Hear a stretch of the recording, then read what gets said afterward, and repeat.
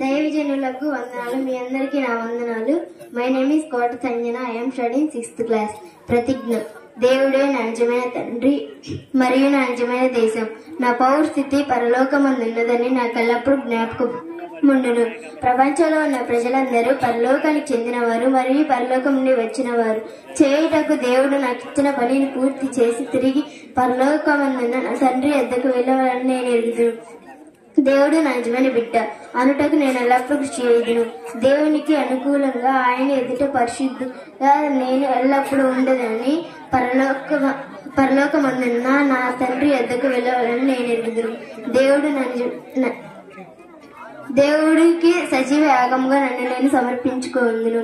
దేవునికి అర్థమైన దేవుని వాక్యంను నేర్చుకొని దానిని ఉపయోగిస్తూ చేతుల నుండి ఆత్మ